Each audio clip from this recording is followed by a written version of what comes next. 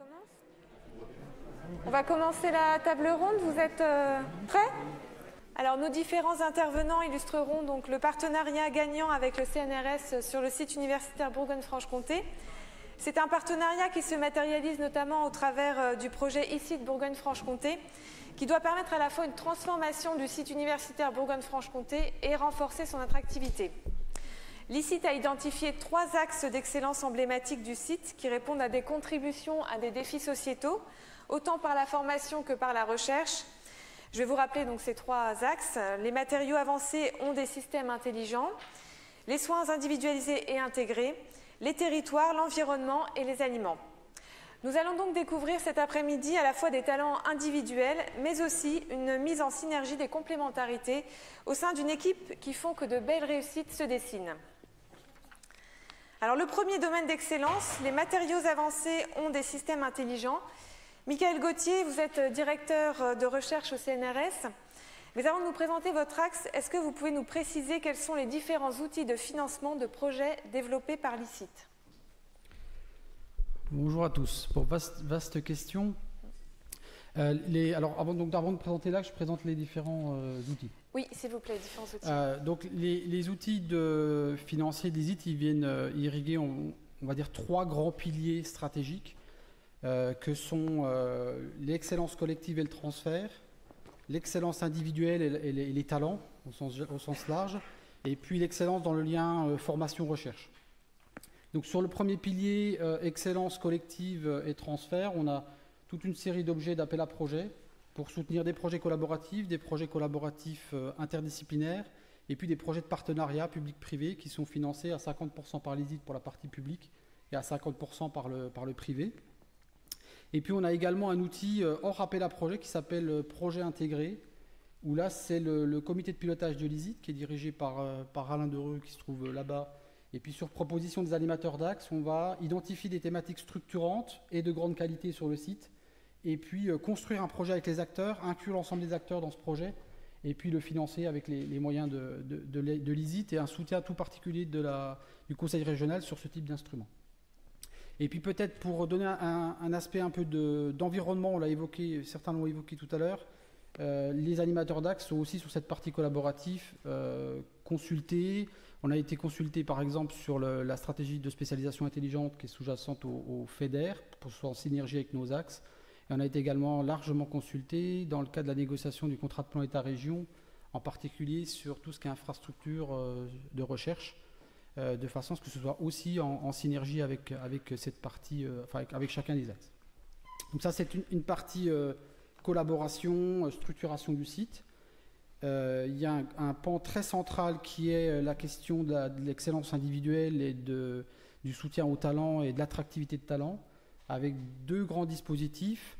On va soutenir les talents qui sont déjà sur site, donc avec des fellowships juniors, seniors, avec l'objectif pour toute cette colonne centrale d'améliorer notre présence sur les dispositifs ERC. Et puis nous avons une politique d'attraction dynamique de talents avec, on l'évoquait tout à l'heure, des systèmes de tenure track. On a 9 tenure track sur le site. Donc là, on n'avait pas encore la loi LPPR et puis le cadre légal. Là, c'est des CDD de 3 ans avec un soutien, donc évidemment sur leur salaire et sur un grant de recherche pour les attirer et pouvoir démarrer leur recherche. Et puis un engagement des établissements à proposer un poste au concours sur cette thématique-là dans les 3 ans, de façon, s'ils sont successful, à pouvoir pérenniser la situation. Et puis un outil assez original de coachs internationaux. On va embaucher à temps partiel des leaders d'un domaine qui vont rencontrer nos équipes, donc des leaders internationaux qui vont venir sur site, rencontrer nos équipes et puis nous aider à nous positionner, à construire des projets d'intérêt pour l'ERC.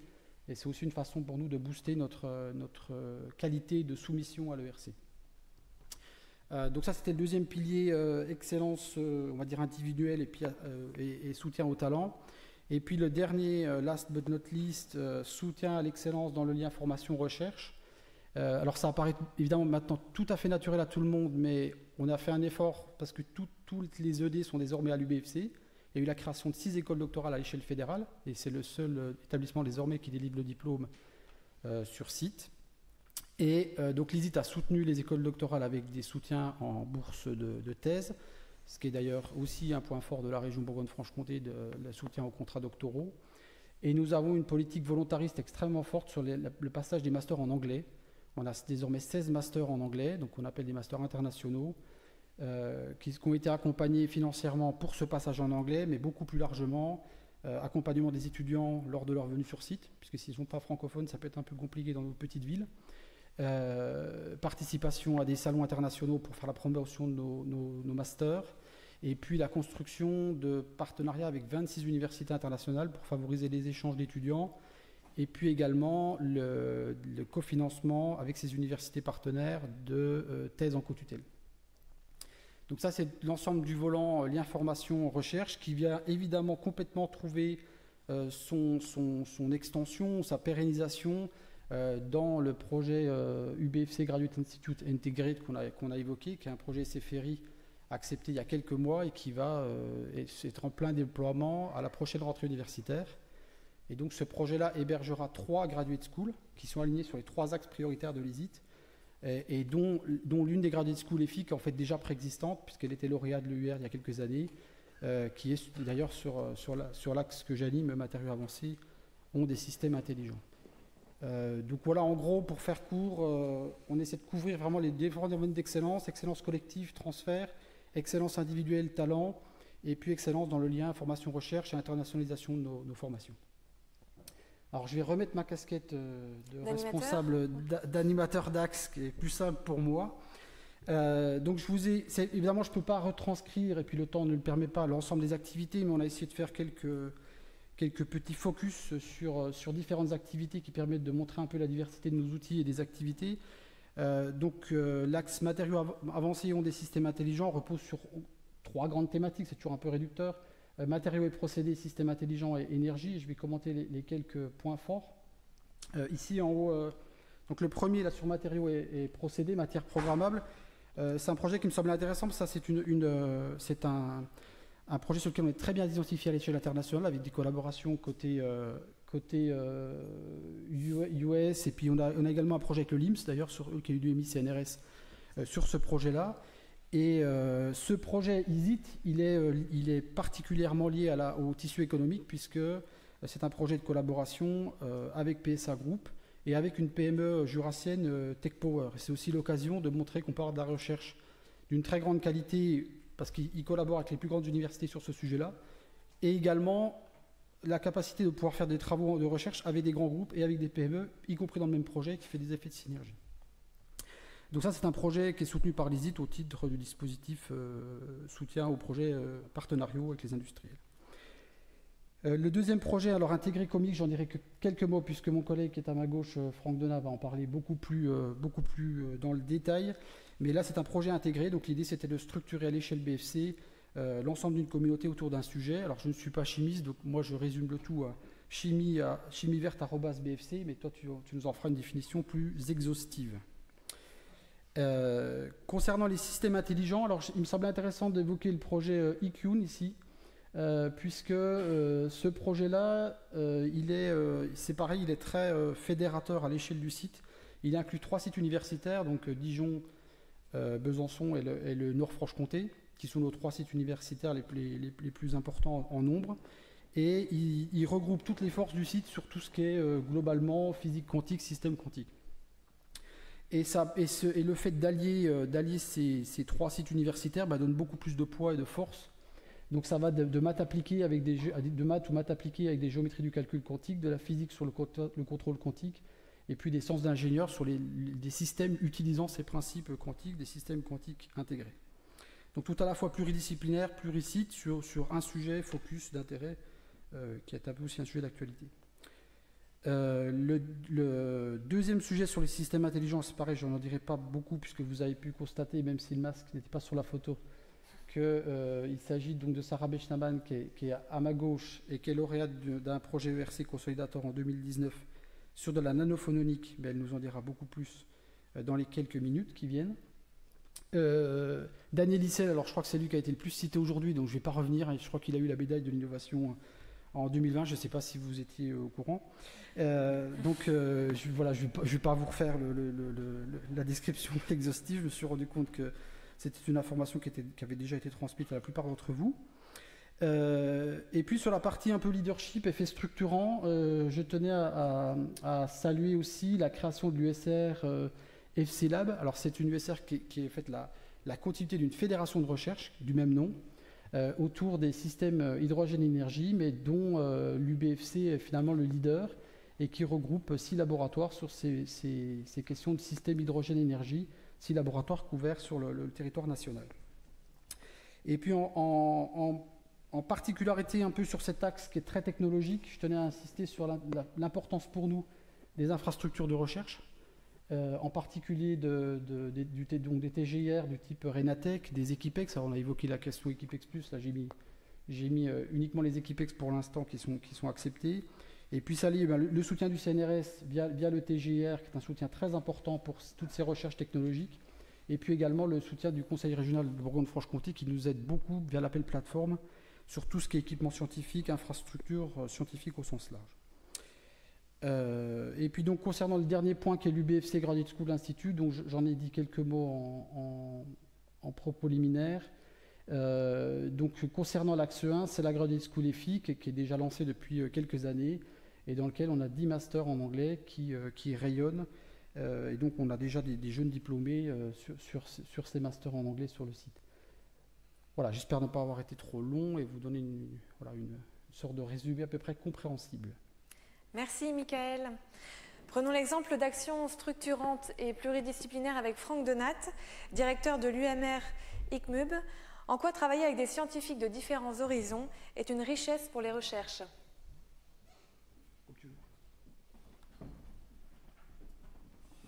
Bien, merci. Bonjour à tous.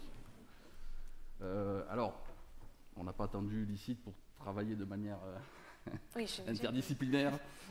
C'est un peu celle de nos unités de recherche, évidemment, l'interdisciplinarité est quelque chose d'extrêmement important. La chimie, mais c'est pas la seule discipline, mais en particulier, je crois, va trouver des applications dans de très nombreux domaines. Mais en revanche, voilà, je voudrais témoigner sur ce projet COMIX pour montrer effectivement l'outil ICIT, comme il peut aider effectivement à développer ce type de projet structurant d'envergure à l'échelle d'un territoire. COMIX, donc pour chimie des interactions moléculaires, catalyse et détecteurs et capteurs. Donc c'est un projet intégré ici de BFC, donc comme l'a souligné Michael. Donc c'est au total un projet qui dépasse 1,6 million d'euros, dont 1 million d'euros déjà pour un gros équipement, donc un appareil d'analyse par photoémission à haute énergie, énergie cinétique, avec cet acronyme AXPES. Donc le coordinateur est Jean-Cyril Yerceau, donc du laboratoire. Donc il vise à étudier l'étude fondamentale des interactions chimiques à l'échelle moléculaire pour le développement de technologies vertes, de dispositifs innovants, et notamment de capteurs, mais capteurs au sens large, hein, c'est la détection, c'est aussi la séparation, l'épuration, etc. Et donc c'est fondé sur l'interaction du métal dans toutes ses formes, j'ai envie de dire, hein, des complexes métalliques moléculaires, mais aussi des nanoparticules métalliques, des surfaces métalliques réactives, et des petites molécules réactives stratégiques, notamment des gaz, soit en tant que matière première et source d'énergie, soit comme polluant, notamment par exemple ici avec le cas du monoxyde de carbone ou du dioxyde d'azote. Donc ce projet donc, nécessite à plusieurs work packages, on va dire, procédés de synthèse éco-compatibles, mise en œuvre de matériaux originaux en vue de l'activation ou la détection de molécules, séparation d'espèces chimiques stratégiques, dépollution et recyclage de métaux stratégiques. Alors ce projet, évidemment, il ne débute pas, hein, il est issu en fait de projets qui sont déjà en cours dans les laboratoires, et notamment donc, dans quatre unités mixtes CNRS donc, du site, hein, avec des compétences complémentaires, donc à la fois en chimie expérimentale, en chimie théorique, en chimie moléculaire, en chimie de surface des interfaces. Et donc, ils sont réunis sur le site, donc, avec notamment l'Institut de chimie moléculaire à l'Université de Bourgogne, le laboratoire interdisciplinaire Carnot de l'Université de Bourgogne également, et puis donc 2 UMR sur le site de Besançon, donc Utinam et FentoST. Donc pour passer à la diapo suivante,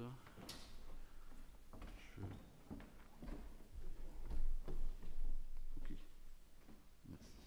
Donc voilà 4 exemples de programmes qui sont développés dans le cadre de ce projet COMIX. Je ne l'ai pas dit, mais vous avez vu aussi apparaître le logo de la région Bourgogne-Franche-Comté et du FEDER, hein, puisque évidemment, des projets avec ces montants-là nécessitent évidemment des aides, et notamment donc ici de la région, du Conseil régional et du FEDER, de l'Europe.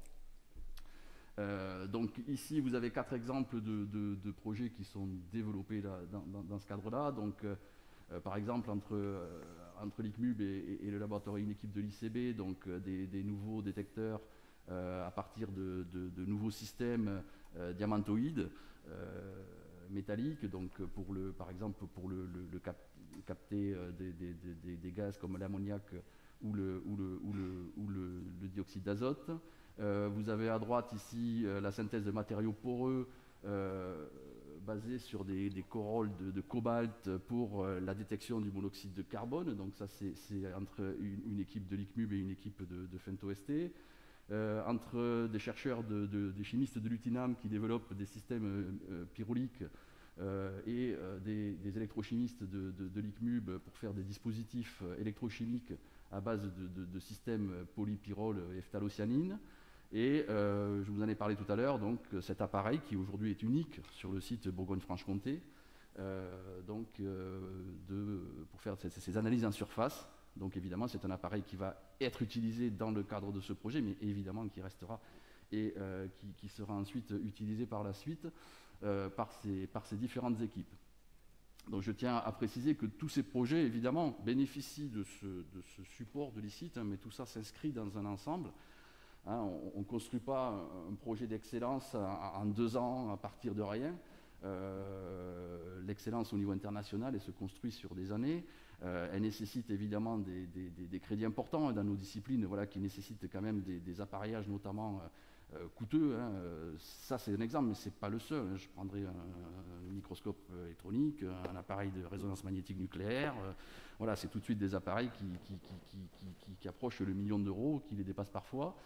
Et évidemment, c'est indispensable si on veut mener des recherches au plus haut niveau international. Je tiens à dire aussi que ces projets, certes, ils bénéficient du soutien de l'ICIT, des crédits régionaux, des crédits FEDER, mais la plupart sont aussi subventionnés par des projets ANR. Je pense ici là, le projet ANR Hybridiams pour le premier exemple que j'ai donné. L'autre projet ici à droite fait aussi l'objet d'un contrat ANR, et il fait aussi l'objet, enfin, en partie en tout cas, d'un autre outil de l'ICIT que tu as présenté, qui est un ICIT BFC Industrie. Donc voilà, c'est un peu la difficulté qu'on a dans nos unités, c'est de devoir bouger les pions sur l'échiquier de façon à peu près ordonnée en allant chercher évidemment les crédits aux appels à projets internationaux, compétitifs, l'Europe, l'ANR, mais également aussi en utilisant un outil comme l'ICIT, et évidemment on espère tous que cet outil sera pérennisé dans le futur, et évidemment avec le soutien du conseil régional. Donc voilà, et je crois que tu m'avais dit aussi de parler... Comment je... Ah ok, merci. Tu m'as demandé de parler aussi de ce projet rapidement, Michael. Donc, c'est un projet interdisciplinaire, alors beaucoup moins en termes de montant, beaucoup moins important, qui est le projet BioNanoCar, donc qui sont des nanoporteurs biorésorbables pour une meilleure exploitation de l'effet radiosensibilisant des nanoparticules d'or ultra petites, donc qui est coordonné par Stéphane Roux de l'Institut Utinam à Besançon. Donc ici, l'idée est de développer des agents théranostiques, donc à la fois pour le diagnostic et la thérapie, à base de transporteurs nanométriques, donc ici des nanoparticules d'or. Alors l'avantage de ces nanoparticules d'or, c'est qu'elles sont extrêmement petites et donc elles vont pouvoir être éliminées par par voie rénale, mais elles ont l'inconvénient de leur avantage, c'est que comme elles sont petites, elles ont une pharmacocinétique rapide et elles ne vont pas rester suffisamment longtemps pour la tumeur. Et l'idée ici, c'est d'avoir un trick ici pour pouvoir les rendre plus grosses en les enrobant dans des systèmes biorésorbables qui vont permettre d'augmenter leur durée de demi-vie, donc leur efficacité, mais avec ces nanoparticules, soit d'oxyde de fer, soit des nanoparticules de polymère, qui vont être biodégradées et qui ensuite pourront libérer et permettre d'excréter la nanoparticule d'or. Voilà. Et puis, mais ça, pour le coup, je vais déborder complètement sur l'autre thématique du jour, enfin un des 3 axes de l'ICIT, qui est le projet ICIT Industrie Biocare, qui vise à développer des biomarqueurs d'activité des cellules T dans les tumeurs et de la réponse à l'immunothérapie, donc avec en tête de file un industriel qui est une société byzantine, Diaclone, et vous voyez qu'ici qu'il y a des laboratoires de l'Université de Bourgogne, il y a le CHRU de Besançon, il y a le Centre Georges-François Leclerc à Dijon, et aussi tout ça évidemment supporté par les crédits FEDER. Mais montrer aussi, je voulais avec cette diapo-là aussi montrer qu'en fait on n'est pas cloisonné dans un des axes de l'ICIT et que finalement, on sait bien qu'à un moment donné il faut mettre des cases et mettre les gens dedans, mais voilà, je pense que c'est aussi révélateur d'exemples de projets qui sont aux interfaces finalement entre les différents axes de l'ICIT. Et ça c'est aussi important, je crois. On parlait d'interdisciplinarité au tout début. Voilà, ça c'est des projets qui sont effectivement extrêmement interdisciplinaires. Donc voilà. Merci Franck. Alors nous avons la chance cet après-midi d'avoir avec nous une brillante chercheuse, Sarah Benchaban, chargée de recherche au CNRS et qui a obtenu le rare financement très compétitif de l'ERC dit Consolidator 2019. Sarah, décrivez-nous votre projet dans un premier temps. Je vous remercie. J'ai l'honneur donc de vous présenter ce projet de recherche qui est intitulé Unique for Nanophotonics for Quantum Information Processing et qui a pour ambition de développer une plateforme toute électromécanique sur puce dédiée au traitement de l'information quantique. Donc le point de départ, en fait, c'est de venir profiter de la richesse des vibrations mécaniques et de leur expression quantique, le phonon, en adoptant des stratégies qui vont émaner de 2 sous-disciplines scientifiques, l'une est la phononique, sur laquelle je reviendrai, qui est mon domaine de prédilection, et l'autre est la nanomécanique. Donc il a été établi depuis un certain nombre d'années déjà que des résonateurs mécaniques micrométriques peuvent être refroidis jusqu'à leur état quantique fondamental. Et dans ces conditions, en fait, ils peuvent se comporter véritablement comme des porteurs d'une information quantique, comme des bits quantiques ou des qubits. Et ces systèmes-là ont l'avantage d'avoir ce qu'on appelle un temps de cohérence très très long. C'est-à-dire qu'ils sont capables de garder une relation de phase bien définie et de la conserver pendant un temps donné. Et ça, c'est une condition indispensable à ce stockage de l'information quantique. Par ailleurs, ces vibrations mécaniques, elles ont intrinsèquement leur capacité d'interagir avec leur environnement. Donc les vibrations vont générer des déformations, elles peuvent perturber des champs électriques, et elles ont cette capacité surtout à conserver cette information de phase et à pouvoir les imprimer au système avec lequel elles interagissent. Et ça permet de venir interfacer des systèmes mécaniques avec d'autres degrés de liberté physique, par exemple de l'optique ou de l'électronique. Et donc en ce sens-là, ces vibrations, ces résonateurs mécaniques micrométriques à leur état quantique sont aussi présentés comme des transducteurs d'informations quantiques pratiquement universelles, c'est-à-dire qu'on peut vraiment les interfacer avec d'autres systèmes. Donc dans ces 2 cas, en fait, on va s'intéresser à des phonons qu'on va appeler localisés, c'est-à-dire qui sont dans le résonateur ou à son voisinage immédiat. Et en toute somme, il y a eu assez peu de travaux sur essayer d'exploiter ces phonons dans leur dimension propagative, c'est-à-dire en tant que vecteur de transport de l'information. Or, c'est justement dans ce contexte-là que ces vibrations mécaniques sont tout à fait pertinentes, parce qu'en réalité, quand on regarde en fait les systèmes de télécommunication sans fil à l'heure actuelle et les composants qui sont utilisés pour le filtrage de l'information, pour le stockage de l'information, pour la mise en place de lignes à retard, en fait la plupart d'entre eux reposent sur des vibrations mécaniques. Ça repose beaucoup en fait sur des composants en ondes élastiques, soit de volume et beaucoup de surface, qui sont des vibrations mécaniques qui se propagent à la surface d'un matériau. Et typiquement, dans un smartphone moderne, il y a jusqu'à une quarantaine de ces composants acoustiques reposant donc sur des ondes élastiques de surface qui sont employés à des fins de traitement. Donc finalement, ce qu'on a envie de dire, c'est qu'il pourrait y avoir un potentiel certain à essayer de transposer ces principes qui sont très très robustes et très très matures du point de vue de la physique classique au domaine quantique. Et la communauté internationale prend tout juste la mesure en fait de ce potentiel. Il a été démontré en avril 2019 qu'il était possible en fait de transporter une information quantique d'un d'un bit quantique, et en l'occurrence c'était un bit quantique supraconducteur, vers un autre au travers d'une onde élastique de surface. Alors ces ondes élastiques de surface, c'est justement mon domaine de recherche de prédilection. J'ai envie de dire, pour ma part, je travaille dans le domaine de la phononique, qui est un domaine où on essaye de maîtriser la propagation des ondes élastiques au travers d'une structuration artificielle d'un matériau. Et donc, moi, j'ai beaucoup travaillé sur les cristaux phoniques pour les ondes de surface parce qu'au sein de l'Institut FENTOST, il y a vraiment un ancrage historique dans ces dispositifs en ondes de surface qui sont vraiment une marque de fabrique de l'Institut. Donc, c'est une thématique qui est très ancienne ici.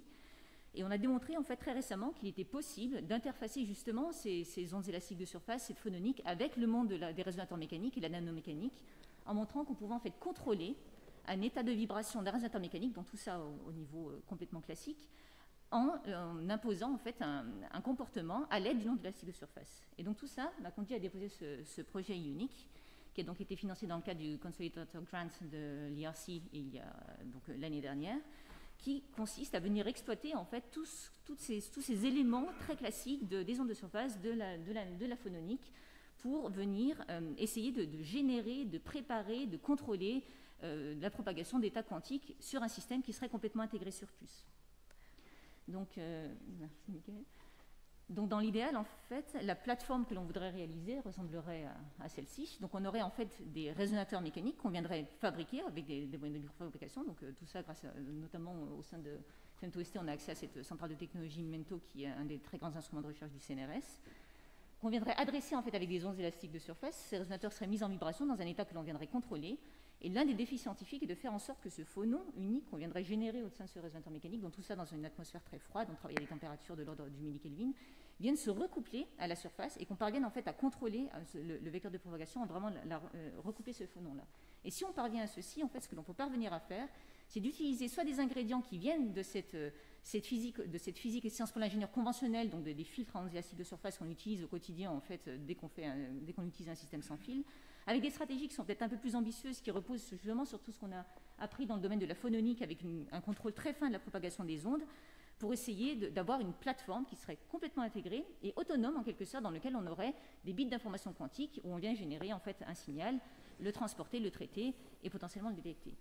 Mais là, en fait, où il y a également un intérêt, c'est qu'au-delà de cette plateforme complètement autonome, l'une des ambitions de ce projet, c'est de venir reposer justement sur cette propriété complètement extraordinaire qu'ont les vibrations mécaniques de s'interfacer avec d'autres degrés de liberté physique, pour faire de ces ingrédients en fait, des briques de base que l'on pourrait utiliser dans une plateforme plus complexe, où l'on viendrait interfacer des systèmes phononiques quantiques avec des systèmes optiques qui sont robustes. L'optique quantique est un système qui sont des dispositions particulièrement robustes, voire des systèmes superconducteurs qui sont à l'heure actuelle les meilleurs bits quantiques que l'on puisse espérer. Donc le projet unique a démarré en septembre 2020, donc il vient tout juste de démarrer et donc a été financé pour une durée de 5 ans. Merci Sarah pour cette présentation. Alors, vous m'aviez dit que vous avez été donc bien accompagnée par le CNRS pour monter votre dossier de candidature ERC. En quoi cet accompagnement a-t-il été bénéfique ? Alors pour ma part, j'ai été beaucoup accompagnée par l'INSIS. Rapprochez-vous un petit peu du micro. Pour ma part, j'ai été beaucoup accompagnée par l'INSIS, donc l'Institut d'ingénierie qui a mis en place tout un système pour préparer les candidats à l'oral. Donc ça a été effectivement salutaire, parce que l'oral de l'ERC est un exercice un peu particulier, donc avoir le bénéfice aussi bien d'avoir des gens de l'INSIS que d'anciens lauréats qui participent de manière très bienveillante à ces opérations un peu de coaching a été complètement salutaire. Et effectivement, le CNRS a mis en place encore une démarche un peu plus amont, notamment au sein de la DR6, en accompagnant en fait des candidats qui voudraient déposer et les accompagner dès le dossier écrit en fait dans cette aventure un peu de l'ERC. Merci. Oui, allez-y. On n'est pas là pour dire que les trucs qui vont bien. Il arrive parfois que les lauréats à l'ERC disent les difficultés commencent quand on a le projet, parce que c'est gros, parce que c'est lent à recruter, etc. Tout à fait. Mais aussi nous dire les trucs qui vont bien. Si oui. tout va bien dans le meilleur des mondes, je suis très content. Si tu as aussi des petites très bien. Des points qui sont pas bien, on va dire. On va dire, non, je démarre à peine, donc, mais on va dire que c'était anticipé. Je me doutais que ça allait être long et douloureux. Voilà, c'est d'ici l'année prochaine. Je pense que là j'ai pas vraiment commencé la partie scientifique du projet. Je suis effectivement dans l'administration et les facilities, mais c'était attendu. Je veux dire, c'était anticipé quelque part. C'est quoi pour toi les 5 ans pour décrire? Pardon, merci. C'est un projet de 5 ans, tu l'as décrit et je ne suis pas spécialiste. Donc, c'est quoi pour toi le grand challenge où tu te dis ça va passer ou ça va casser? Le grand challenge, en fait, c'est que cette notion même de phonon, en fait, c'est une notion qui est de phonon cohérent, c'est une notion qui est pas très clair en fait. Donc tous les travaux sont très récents, donc il y a des démonstrations de principe qui sont là, mais le fait de pouvoir dire on a un résonateur mécanique, on a un système localisé, on va le convertir à un système propagatif, tout en restant sur des transductions qui sont mécaniques, qui sont quand même l'avantage c'est qu'elles interagissent avec leur environnement, l'inconvénient c'est qu'elles sont sensibles à leur environnement. Donc tous ces phénomènes un peu de dissipation, d'interaction avec l'environnement, le fait de travailler en fait dans le froid, donc on va travailler à des températures de quelques dizaines de millikelvin. Donc en fait on est sur de l'instrumentation aux limites, on est sur de la technologie aux limites, donc en fait tout est en principe faisable, mais tout demande en fait de monter, enfin c'est un saut qui à titre personnel est absolument gigantesque. Donc voilà, mais bon effectivement c'est le couplage phonon localisé vers phonon propagatif qui va vraiment être clé. Merci. S'il y a d'autres questions dans le public, n'hésitez pas, c'est le moment, avant de passer au deuxième domaine d'excellence.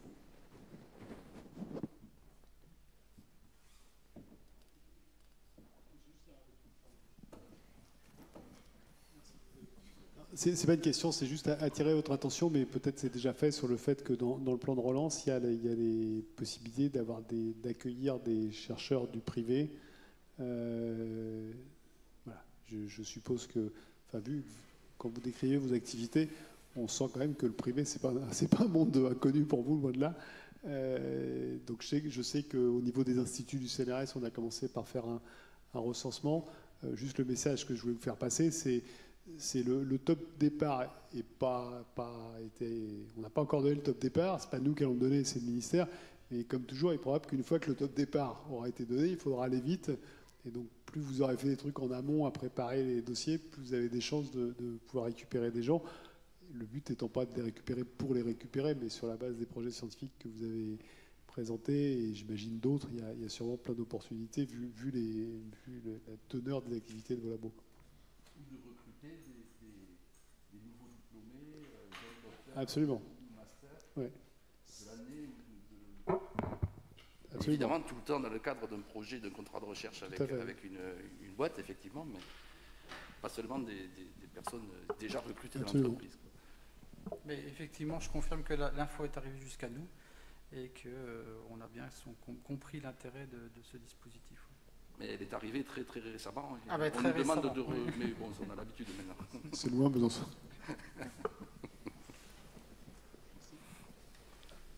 Alors, est-ce qu'il y a d'autres questions dans l'Assemblée ?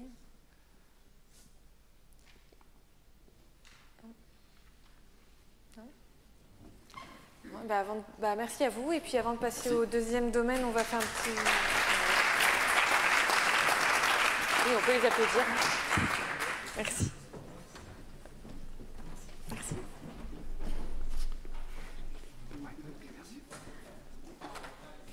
Avant de vous installer, on va faire un petit ménage en fait sur les tables et micros. Voilà.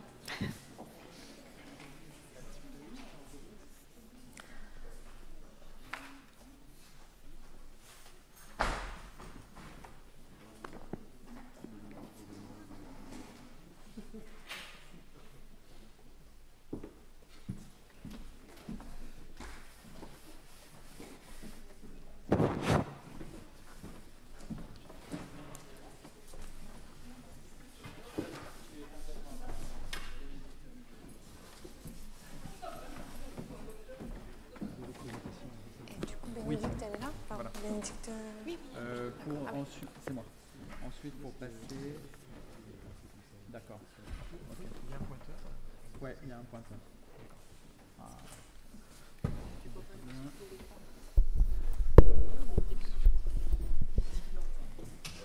Alors, on va reprendre avec le deuxième domaine d'excellence, les soins individualisés et intégrés, avec Olivier Michaud.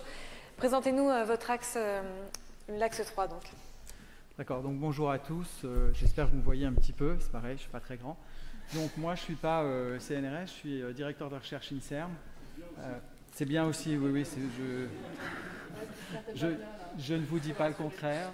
Non, et il n'y a pas d'antagonisme du tout, comme vous allez le voir, entre le CNRS et l'INSERM, bien au contraire.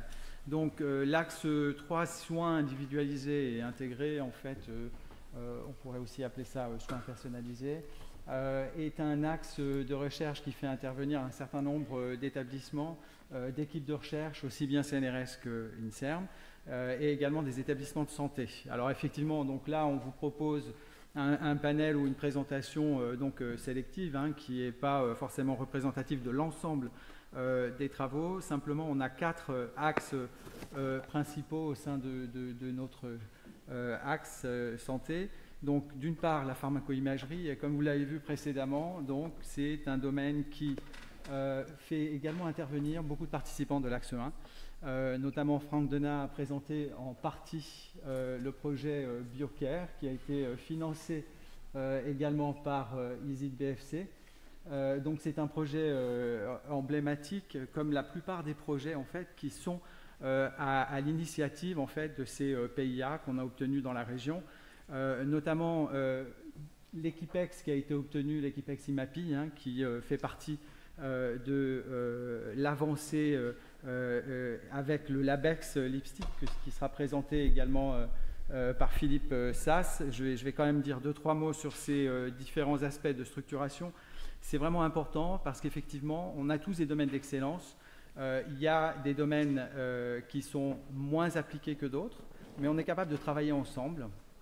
Et je crois que l'exemple de notre structuration au niveau de la région est vraiment emblématique sur ces projets, notamment ces projets PIA qu'on a réussi à obtenir, parce qu'on a su fédérer, se concerter pour augmenter et accroître notre domaine d'excellence à travers des projets qui n'auraient pu voir le jour si ces PIA n'existaient pas.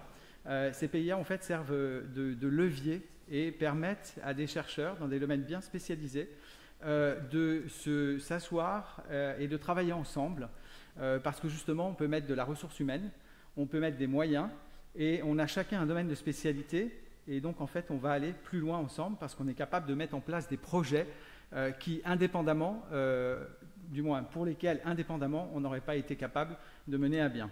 Donc ça c'est le cas des projets de l'axe 3 et notamment ce qui est indiqué ici avec ces investissements d'avenir, le LABEX, je reviendrai dessus tout à l'heure. Donc pour tout ce qui est pharmacoimagerie, il y a des avancées assez significatives avec la participation en industriel, notamment au niveau régional. On a parlé de Diaclone, on parle également d'Oncodesign, mais on parle également de sociétés qui ont une activité en région comme Covalab.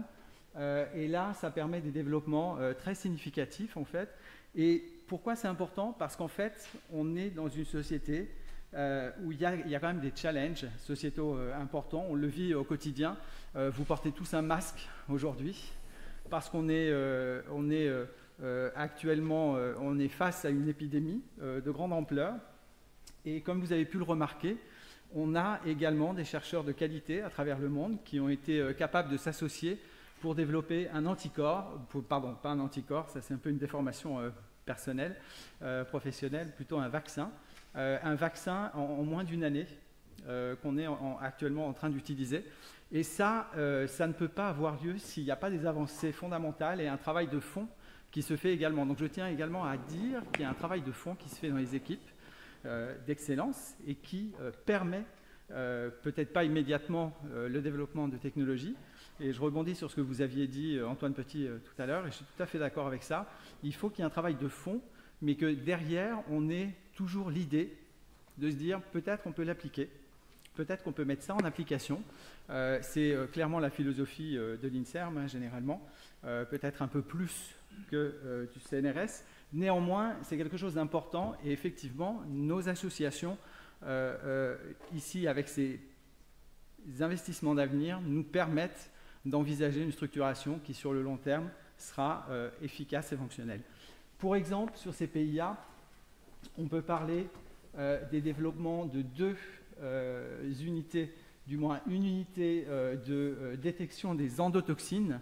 Alors ça, pourquoi c'est important? Parce que les endotoxines, ce sont des dérivés de produits bactériens qui vont avoir des complications sur l'inflammation. Donc vous savez par exemple que pour le Covid, une des grosses complications, c'est surtout que les gens développent une réaction inflammatoire exacerbée, incontrôlée.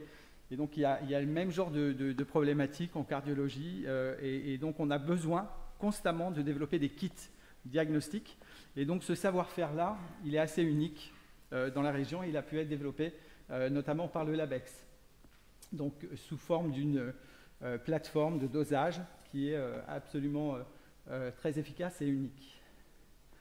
On a également, dans le cadre du LabEx, et je ne vais plus en parler parce que je laisserai la parole à Philippe Sass pour vous parler également d'autres éléments de ce plan d'investissement d'avenir. On a également des projets de fonds qui ont été soutenus par ISIT BFC, notamment des Senior Fellowships qui sont actuellement en cours de validation, ou du moins qui postulent pour des ERC Advanced. Donc on attend un peu les résultats. Et on a 2 projets seniors dans l'axe 3 qui ont été financés. Et notamment, un de ces projets, qui est en cours de soutien, ou du moins d'application pour l'ERC, a reçu 2 prix Matwin. C'est les prix d'innovation au niveau médical. Je ne vais pas tellement parler plus de la pharmaco-imagerie. Je pense que si vous avez des questions spécifiques, Franck, pour le coup, Franck Donat est vraiment plutôt le spécialiste, hein, d'autant qu'il coordonne un certain nombre de projets associés. Pour les thérapies innovantes, je voudrais quand même souligner également des projets qui ont été soutenus par ISIT BFC, donc avec de l'excellence collective et qui va avoir des implications au niveau industriel, probablement, ou du moins au niveau médical. C'est notamment le projet Advance d'INVIA qui, en fait, vise à déterminer, à l'aide d'une approche d'intelligence artificielle. Alors, ne me demandez pas, hein, je sais que vous êtes un spécialiste d'intelligence artificielle. Moi, je ne le suis pas, donc, et malheureusement, il n'y a pas de porteur de projet. C'est du deep learning et c'est de l'imagerie à nouveau. Donc, on est un peu à nouveau à l'interface entre les 2 projets. Et donc, l'idée, c'est de pouvoir faire un diagnostic basé sur l'imagerie pour tout ce qui est ischémie, du moins maladie cardiovasculaire, et donc voir la récupération en fait au niveau du myocarde, comment les patients vont récupérer rapidement. Et donc ça devrait être transcrit à travers ce projet industriel par la mise en place d'un logiciel, donc, qui sera mis en place par la société Cassis et qui sera utilisable dans tous les hôpitaux pour pouvoir suivre les patients de manière assez rapide. Donc ça, ce projet a été financé cette année. Et on a également des excellences individuelles, et notamment aujourd'hui, le professeur Naim Khan est primé par l'Académie de médecine pour ses travaux sur des inhibiteurs de récepteurs gustatifs et des récepteurs un petit peu particuliers. Ce sont des récepteurs du goût, du gras. Et donc vous savez qu'on a une prévalence au sucre, on a aussi une prévalence au gras, et il y a des problèmes d'obésité à travers le monde. Et donc ce sont des inhibiteurs qui ont été développés par le professeur Naim Khan, et donc dont ses travaux font l'objet du prix de l'Académie de médecine. Et donc il a développé également une start-up pour pouvoir développer des sprays. En fait, on pourrait imaginer qu'on puisse donner à des gens qui ont des problèmes d'obésité d'un spray avec ces inhibiteurs pour les empêcher de manger trop de gras. Voilà, pour résumer un petit peu le travail. On a également l'axe sciences cognitives qui en fait correspond à tout un pan de domaine d'excellence de la région qui correspond en fait à des thérapies non médicamenteuses et notamment la rééducation ou l'apprentissage. Donc vous aurez un exemple par Bénédicte Poulain-Rochard pour un projet qui a été financé également par ISIT BFC. Et donc là, on parle d'un tenure track, c'est-à-dire quelqu'un qui vient de l'étranger avec un excellent CV dans son domaine et qu'on a réussi à attirer dans notre région pour justement pouvoir encore accroître notre lisibilité internationale. Et finalement, je ne vais pas tellement parler de la Graduate School, si ce n'est qu'on a également un master, c'est un petit peu plus compliqué en médecine, hein, d'avoir des masters en langue anglaise. Néanmoins, on a un master qui est directement issu du LabEx, Lipstick, et qui est Innovative Drugs, et qui reprend l'ensemble en fait de nos spécificités loco-régionales. Et donc, je pense que ça, c'est une force assez importante. Et peut-être on voudrait finir par un exemple d'approche de sciences humaines et sociales dans l'axe 3. Et peut-être Philippe donnera un autre exemple dans le cadre du LabEx. Et ça, c'est un exemple qui parle. Typiquement, Françoise Salvadori était une immunologiste qui s'est reconvertie dans les sciences sociales. Et donc, elle vient d'écrire avec Laurent-Henri Vigneault un livre nommé Antivax et qui reprend en fait l'histoire de la vaccination de Pasteur à nos jours et comment la société, et c'est encore plus vrai aujourd'hui, comment la société peut arriver à défier en fait ces notions de base scientifiques qui sont communes pour chacun d'entre nous parce que nous sommes des scientifiques, mais qui, au travers de la population, peuvent faire des ravages. Et actuellement, dans le contexte du Covid, ça pose des vraies questions. Donc je vais laisser la main maintenant. Merci Olivier, oui, passons la pas avoir parole été trop long. Voilà. À Bénédicte Poulin-Charona, qui est directrice donc, de recherche au CNRS et directrice d'unité du LEAD. Vous avez accueilli un chercheur renommé au sein de votre laboratoire. Racontez-nous comment s'est fait cette intégration et quel est l'intérêt de faire venir de tels talents. Donc bonjour à tous. Donc comme l'a dit tout à l'heure Olivier, effectivement, nous on a réussi à avoir un chercheur étranger, donc un Canadien dans la partie anglophone du Canada, donc James Schmidt, qui a été lauréat du projet d'un junior tenure track. Alors comme l'a dit tout à l'heure Antoine Petit, c'est vrai que les tenure tracks ne sont pas très populaires dans notre communauté en ce moment. Je pense que vous le savez tous. Et pourtant, pour nous, c'était vraiment une chance. Et je pense que ce n'est pas forcément un mauvais dispositif, même si on peut avoir peur que ça réduise les postes de titulaires. Je pense que c'est la grande crainte. Néanmoins, pour nous, c'est quelque chose qui a quand même été très positif. Donc, James Schmidt, je pense que tu peux passer. Donc, il est canadien à la base, anglophone, et puis il faisait un postdoc à l'époque en Belgique, donc chez un grand collègue qui travaille sur la même thématique que lui. Donc, James, il travaille sur l'apprentissage des contingences. Donc en fait, notre monde est structuré et puis il y a des régularités qui se présentent, il y a des événements qui vont arriver avec avec une probabilité plus ou moins élevée que d'autres événements qui vont être reliés entre eux. Et en fait, il s'avère que le cerveau humain, mais pas que le cerveau humain d'ailleurs, le cerveau animal aussi, est capable d'apprendre ces contingences sans aucune intention d'apprendre. C'est-à-dire que notre cerveau, du coup, apprend de manière incidente, implicite, les régularités qui se présentent dans le monde qui nous entoure. Et donc James Schmidt travaille sur cet apprentissage de contingence, et quelque part, indirectement, c'est le CNRS qui l'a attiré chez nous, pas parce qu'on était une UMR CNRS, mais parce qu'à l'époque, on avait 2 directeurs de recherche CNRS qui étaient internationalement reconnus dans 2 domaines. L'un était l'apprentissage implicite, c'était Pierre Perruchet, qui est aujourd'hui retraité, et l'autre était la modélisation, notamment la modélisation connexionniste, c'était Robert French, et il s'avère que James travaillait sur ces 2 domaines, l'apprentissage implicite, mais aussi il avait développé un modèle connexionniste pour rendre compte de ses résultats. Donc en fait, c'est via ces 2 chercheurs qu'il nous a contactés en disant moi je voudrais bien travailler avec vous.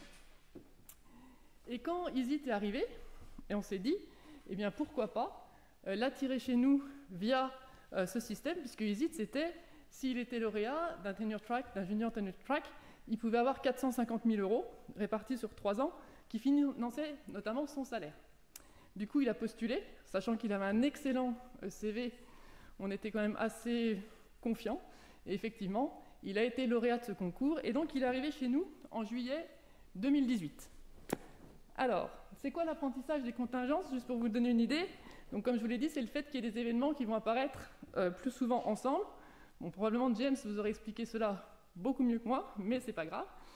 Et donc, il faut réduire, il faut simplifier en fait la complexité du monde quand on travaille en laboratoire. Et donc, James utilise ce paradigme qu'il a développé. Et dans ce paradigme, vous allez simplement voir des mots. Et ces mots vont être présentés de couleurs différentes. Par exemple, le mot tel va être présenté en bleu, rouge ou vert, mais il va y avoir une contingence, c'est-à-dire qu'il va être présenté plus souvent dans une couleur. Ici, par exemple, le mot tel est plus souvent présenté en rouge. Donc, on présente ces mots à des participants sans rien leur dire. On ne leur dit absolument pas qu'il y a une contingence. Et en fait, on se rend compte que très rapidement, en moins de 10 minutes, eh bien, les sujets sont devenus sensibles à la contingence. Et quand on leur présente le mot tel écrit en rouge, ils vont le traiter beaucoup plus rapidement que quand on présente le mot tel écrit en vert. Si on leur demande après coup, ils ne savent absolument pas vous dire qu'il y avait une contingence.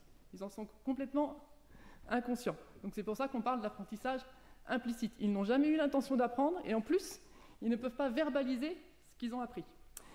Alors on pourrait se demander pourquoi on se retrouve dans l'axe ISIT, qui est plutôt sur la santé, mais en fait il s'avère que dans ISIT, il y a une proposition qui est le développement d'une boîte à outils thérapeutique. Et dans cette boîte à outils thérapeutique, il y a des nouvelles approches médicamenteuses, mais aussi des approches non médicamenteuses. Et en fait, la psychologie cognitive, justement, ça permet de travailler sur ces approches non médicamenteuses. On va utiliser de la stimulation cognitive. Et il s'avère que ces processus d'apprentissage implicite, donc qui sont incidents, qui se mettent en place de manière automatique, sont très robustes face à la maladie. Ça veut dire quoi? Ça veut dire que, par exemple, chez des patients Korsakoff, donc, qui ont une amnésie due à l'alcoolisme, eh bien, ils sont toujours capables d'apprendre de manière implicite, alors qu'ils sont incapables d'apprendre quoi que ce soit de manière explicite. Et de même, ces mécanismes d'apprentissage implicite sont très robustes face au développement, que ce soit chez les troubles du développement pour l'enfant, des troubles de l'apprentissage, mais aussi chez la personne vieillissante. Et donc, on pourrait s'appuyer sur ces mécanismes qui sont robustes et qui persistent face à la maladie pour développer des thérapies non médicamenteuses et faire de la stimulation cognitive pour permettre aux personnes qui ont des problèmes d'apprentissage et de mémoire de mieux apprendre. C'est dur avec le masque. C'est horrible. Donc James Smith est arrivé chez nous en juillet 2018, mais comme je vous l'ai dit, il avait 450 000 €. Donc il a également recruté des doctorants, et là on voit l'attractivité internationale, puisque c'est toute une équipe qui est complètement internationale. James est canadien. Il va y arriver en octobre 2018, elle est croate, et donc elle travaille sur l'apprentissage incident d'un vocabulaire de langue étrangère. Au départ, James voulait travailler sur français-anglais, or quand même si les Français ne sont pas très bons en anglais, le nom des couleurs, ils connaissaient. En revanche, en croate, ils ne connaissaient pas du tout. Donc ils ont pu développer toute des séries d'études sur l'apprentissage incident d'une langue étrangère, et ici c'était le croate. Et puis en octobre 2019, c'est Claudia qui nous a rejoints, donc elle est italienne, et elle travaille sur l'apprentissage, donc pareil, incident des contingences dans la musique, parce que voilà, James s'est rendu compte qu'apprendre à lire les notes de musique, c'est pas évident, donc ça prend parfois plusieurs années. Or, nous avons développé un projet ensemble, et il s'avère qu'en moins de 10 minutes, eh bien, les participants étaient capables d'apprendre déjà le nom de 9 notes de musique, ce qui peut prendre 2 à 3 ans quand on passe par le conservatoire. Donc il y a aussi tout un avantage d'utiliser ce type de méthode complètement incidente. Alors, il y a quand même des choses à vérifier, c'est le début du projet. Donc la question c'est, est-ce que cet apprentissage reste à long terme? Est-ce qu'il faudrait le répéter? Donc voilà. Mais en tout cas, en 10-15 minutes, les sujets montrent un effet d'apprentissage incident sur les notes de musique. Donc voilà, je crois que... Alors, je voulais quand même vous montrer l'apport quand même d'une telle recrue. Il est arrivé en juillet 2018, et depuis, c'est plus de 15 publications, donc pour le laboratoire, mais aussi pour UBFC, puisque toutes ont la signature UBFC. Donc il me semble que voilà, en tout cas pour nous, le Tenure Track, ça a vraiment été le moyen de recruter un jeune chercheur qui apporte un certain dynamisme et clairement une visibilité à l'international et pour le laboratoire, mais aussi pour UBFC. Merci Bénédicte, vous allez pouvoir respirer, à peu près en tout cas. Accueillons maintenant Philippe Sass, directeur du LabEx Lipstick. Présentez-nous en quelques mots ce laboratoire d'excellence. Quelle est sa particularité et comment gère-t-on l'interdisciplinarité? Donc merci, donc je vais justement essayer de répondre à cette question. Donc je vais vous présenter ce LabEx qui s'appelle Lipstick pour lipoprotéines et santé, prévention et traitement des maladies inflammatoires et du cancer. C'est un LabEx qui a été créé lors de la deuxième vague en 2012 et qui a été prolongé récemment par le jury international pour durer jusqu'en fin 2024. Donc diapositive suivante. Donc alors je vais essayer de simplifier tout ça. Oui, je vais prendre un pointeur. D'accord.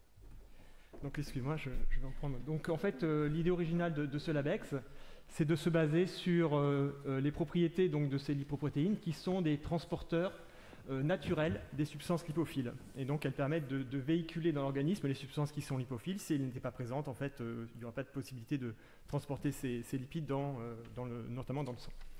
Et donc on utilise les propriétés de ces lipoprotéines pour d'une part véhiculer, transporter des médicaments. Donc on isole ces lipoprotéines et on va les charger avec certains médicaments ou avec des substances lipophiles bioactives, notamment des vitamines. Et l'intérêt de pouvoir utiliser ces lipoprotéines comme vecteurs, donc de vectoriser des médicaments, c'est que ces lipoprotéines vont pouvoir passer des barrières qui sont parfois infranchissables, comme celle du cerveau ou par exemple de l'œil. L'autre avantage de transporter ces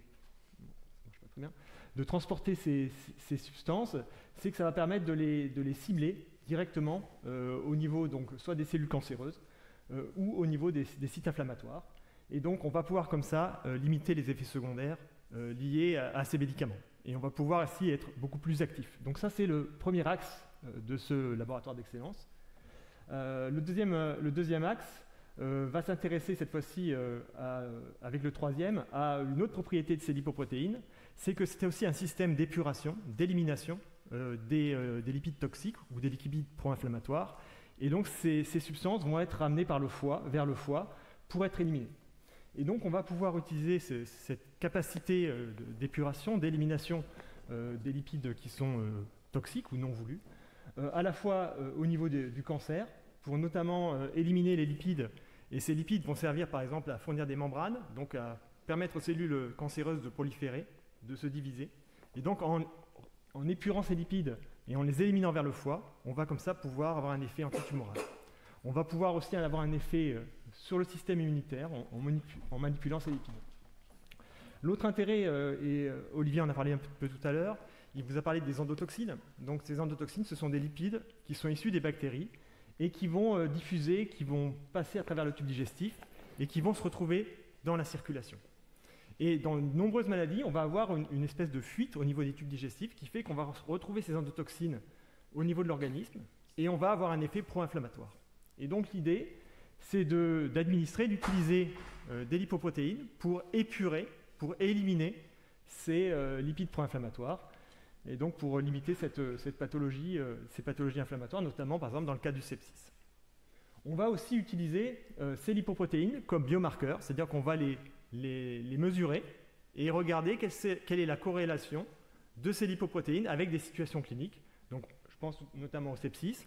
Ça a été aussi réalisé par l'équipe de David Masson récemment, dans le cas de la Covid-19, où on a vu justement que ce taux de lipoprotéines qui est censé épurer les lipides inflammatoires était effondré. Donc là encore, possibilité d'agir et de développer une approche peut-être thérapeutique. Autre développement qui a été réalisé au sein du LabEx, Olivier en a parlé aussi tout à l'heure, c'est qu'on a mis en place, avec les premiers versements du LabEx justement, une plateforme de lipidomique donc, qui est localisée à Dijon et qui permet de doser des lipides pour lequel on est pratiquement les seuls à pouvoir le réaliser, en tout cas en France, et pour lequel on dispose de clients, on va dire entre guillemets, ou de collaborateurs dans le monde, notamment ce qu'on appelle les lipides qui cette fois-ci sont anti-inflammatoires, qui sont les lipides qui arrêtent la réponse inflammatoire. Donc là encore, on peut mesurer ces lipides et on peut aussi les isoler et les utiliser comme nouvel outil thérapeutique. Ah oui, donc c'est bon maintenant.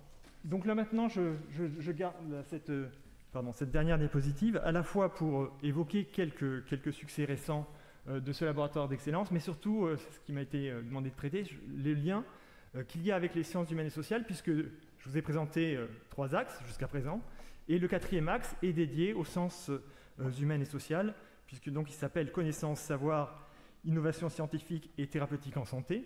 Donc c'est un axe qui est vraiment toute sa place dans ce laboratoire d'excellence. Donc rapidement pour les succès, donc dans les domaines que ce soit donc l'axe inflammation ou l'axe vectorisation, donc on a déposé donc plusieurs brevets. On a, comme l'a dit Olivier, une business unit Endocant qui réalise des dosages d'endotoxines pour lesquels on est seul à disposer de cet outil qui permet de doser toutes les endotoxines et pas seulement les endotoxines qui sont libres. Donc ça, c'est aussi un élément important. Et de par le LabEx, on a été sollicité l'été dernier, par un célèbre institut parisien, donc notamment l'hôpital Saint-Louis à Paris, pour participer et pour monter un consortium, Institut Carnot-Opale, autour du traitement des leucémies, donc sur la base des compétences de ce laboratoire d'excellence. Et je dois aussi mentionner donc, un ERC Starting Grant avec le docteur Lionel Apetto au sein du LabEx. Donc maintenant, si je veux évoquer ce lien avec les sciences humaines et l'apport que ça nous amène, donc dans l'équipe, dans le LabEx, on a une équipe qui s'intéresse à l'économie de l'innovation. Et donc, comme j'ai dit, c'est d'ailleurs un des objectifs des LabEx, c'est de développer l'innovation, la valorisation. Donc avec les brevets qui ont été déposés, plus d'une vingtaine de brevets qui ont été déposés au sein du LabEx, et la création aussi de startups. Et donc on va avoir des économistes qui vont s'intéresser à ces processus. L'autre exemple que je peux citer, qui est aussi très important, c'est d'avoir des juristes dans ce laboratoire, puisque avec ces vecteurs, ces lipoprotéines que l'on utilise pour vectoriser, pour transformer les médicaments, on s'est rendu compte qu'il n'y avait pas de statut pour ces médicaments. Donc pour ces nanovecteurs, il n'existe pas de statut, ni en Europe, ni en France, pour décrire ces médicaments. Et donc justement, à Dijon, il y a une équipe qui s'intéresse à ça, donc, qui travaille sur la réglementation des médicaments, et donc qui va nous accompagner pour pouvoir développer ces médicaments, donc pouvoir passer à l'étape, cette fois-ci l'étape clinique et les étapes d'autorisation. Il y a aussi des aspects de sociologie et de psychologie au sein du LabEx, notamment par exemple une étude que j'ai mentionnée ici, qui est l'étude Rebecca, et donc qui va étudier la notion qu'ont chaque individu de la balance bénéfice-risque lorsqu'on s'adresse à un nouveau médicament. C'est-à-dire qu'il va y avoir la sensation de l'expert, le médecin, alors le médecin, l'oncologue en l'occurrence, il va y avoir la sensation du médecin traitant, médecin généraliste, du patient, comment va-t-il évaluer cet effet bénéfice-risque, et les aidants. Donc il y a aussi tout un travail au sein du LabEx sur les aidants. Je mentionne aussi l'étude Apache autour des aidants, des personnes qui accompagnent des malades d'Alzheimer. Et puis je vais finir cette présentation sur le dernier laboratoire qui nous accompagne, qui est un laboratoire spécialisé dans la communication. Et pour faire le lien avec ce qui a été dit tout à l'heure, qui justement s'intéresse à la place du numérique dans la controverse scientifique, dans les différentes controverses. Donc ils sont intéressés par exemple au traitement des cancers ou la sclérose en plaques par le cannabis. Ils s'intéressent à la vaccination. Et actuellement, ils veulent s'intéresser justement à comment peuvent être perçus les nanovecteurs par la société. Et à travers ce laboratoire de communication, on a réalisé des livres pour jeunesse, pour enfants, quoi. Et on a commencé, donc la première fois, c'était avec Lucie Mystérieuse. Donc c'est un livre pour enfants qui décrit justement la vectorisation. Ici, vous voyez dans la main de la petite fille, une lipoprotéine qui transporte les médicaments et qui vont lui permettre d'être soigné, notamment contre le cancer. Donc ça, c'est la première bande dessinée. On en a fait une seconde aussi, toujours autour de la vectorisation, cette fois-ci de vitamines, dans le cadre de la maladie d'Alzheimer. Et puis, en cours de rédaction, on a dans les premières épreuves.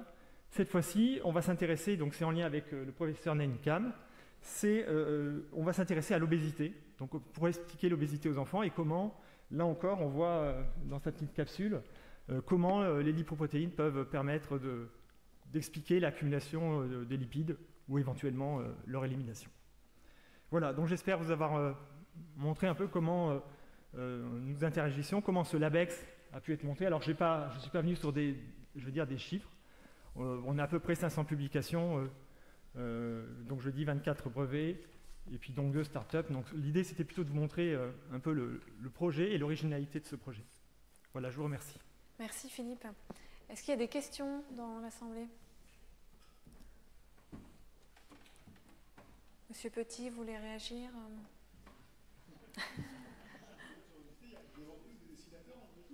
Non, en fait, c'est 2 personnes avec qui on interagit. Donc il y a une dessinatrice et un auteur, en fait. Et ils avaient déjà commencé, pour raconter la petite histoire, ils avaient commencé sur les maladies génétiques avec le CHU de Dijon. Et donc on a eu cette interaction avec eux par le laboratoire de communication. Et après on l'a utilisé. Donc c'est vrai que ça a été remarqué par le jury international. Donc ça, c'était ce qui nous a vraiment différencié, c'était cette BD. Après, on a été un peu la risée des collègues, parce que c'est toujours comme ça, il faut toujours un peu se moquer, mais en tout cas, voilà, c'était une bonne initiative. Alors, si je peux ajouter un commentaire, le LabEx, c'est vraiment un projet emblématique qui est porté à la fois à Dijon et à Besançon par des équipes dijonnaises et byzantines. Il a été dans un premier temps dirigé par un directeur de recherche INSERM dijonnais, et maintenant il est dirigé par un directeur de recherche byzantin. C'est quand même important de le dire, parce que derrière ça veut dire que les scientifiques peuvent se coordonner, et ça marche. Et donc on est capable d'aller plus haut et d'aller plus loin ensemble. Et donc ici, il y a un vrai potentiel. Voilà. Oui. Si je peux rajouter juste une chose, en effet, il y a toujours un directeur qui est d'une ville et le directeur adjoint qui est de l'autre ville. Et ce que je n'ai pas dit aussi, j'aurais dû le dire, donc il y a 23 équipes et il y en a une vingtaine qui sont en Bourgogne-Franche-Comté. Donc Il y a 3 équipes qui sont hors Bourgogne-Franche-Comté, mais sinon toutes les équipes sont Bourgogne-Franche-Comté. Donc là, c'est sur les... Alors, je vais essayer d'expliquer un peu. C'est sur des cellules particulières qui s'appellent les cellules TH9. Donc c'est une nouvelle population de lymphocytes, CD4. Et justement, ils s'intéressent à leur activation, parce que ce sont des lymphocytes qui sont de très puissants anti-cancer. Ils sont une force... Et donc, ils s'intéressent donc notamment aux acides nucléiques, comment ils peuvent être activés par les acides nucléiques, et comment ils peuvent être aussi modulés par les lipides. Alors, ce que je peux dire aussi, c'est que quand le dossier a été monté, donc notamment par Laurent Lagros, c'était une idée qui était complètement, on va dire, peut-être un peu farfelue, mais en fait, rapidement, on nous a vraiment, disons pas que nous, hein, mais l'importance des métabolismes dans les cellules, etc., est devenue très à la mode. Donc, c'est vraiment, il a été très visionnaire. Donc, Laurent Lagros a vraiment été visionnaire dans le domaine. Merci. Est-ce qu'il y a d'autres questions? On compte sur vous alors. Ah, merci.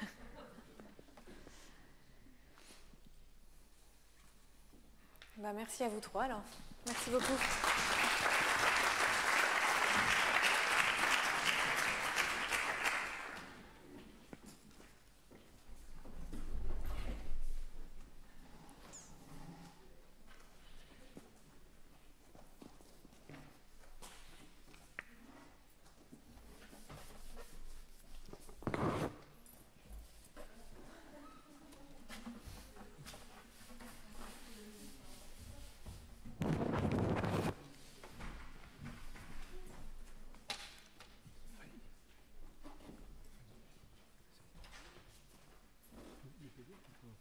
Alors le petit coup de lingette est passé, c'est bon.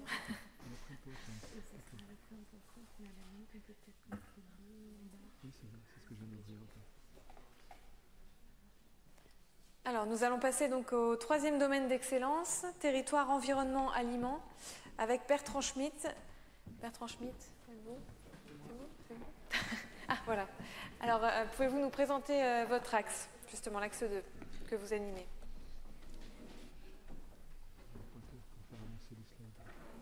J'en ai que.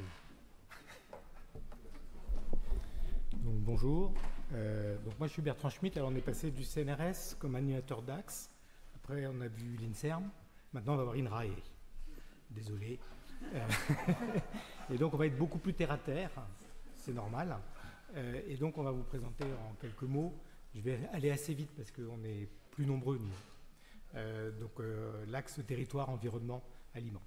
Alors cet axe, il fédère en fait une quinzaine d'unités et de structures de recherche qui regroupent en fait des personnels venant des différents établissements membres et de chacun des 3 organismes de recherche qui sont présents sur le site, CNRS, INSERM et INRAE. Il y a environ 600 chercheurs et enseignants-chercheurs qui sont fédérés autour de cet axe-là. On couvre 3 grandes thématiques phares, avec des noms plus ou moins pompeux. Le premier est un classique, en fait, notamment en écologie, hein, c'est la relation homme-milieu, avec 2 particularités sur le site, qui est d'une part, on étudie ça sur le temps long, et d'autre part, on étudie ça inscrit dans les territoires. C'est ce qu'on va essayer de vous illustrer tout à l'heure. Ce sera illustré plutôt sous l'angle de l'analyse du fonctionnement des socio-écosystèmes et de leur dynamique, soit socio-écosystèmes urbains, soit à partir du changement climatique jusqu'aux fonctionnements territoriaux.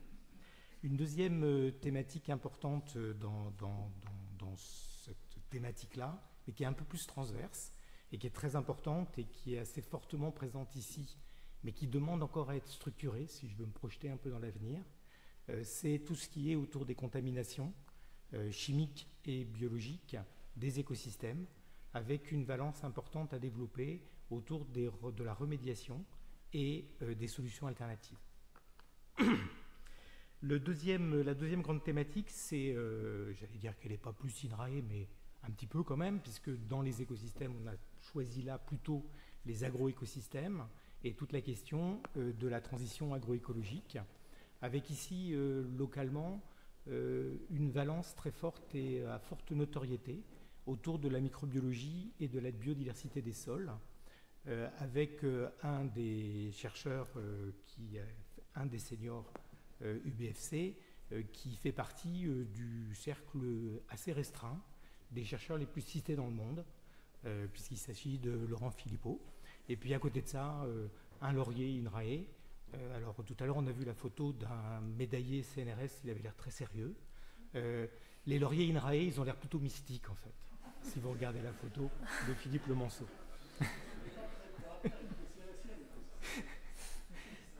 Alors si on combine un peu ces histoires de microbiologie des sols avec des problématiques de contaminants, on en arrive assez logiquement à ce que j'ai appelé ici l'accompagnement des transitions, qui est une problématique importante et qui se traduit par des projets industriels d'un côté, qui sont des projets d'accompagnement, alors industriels entre guillemets, hein, parce qu'on n'est pas obligatoirement dans l'industrie lourde, mais on est quand même sur de l'accompagnement des transitions.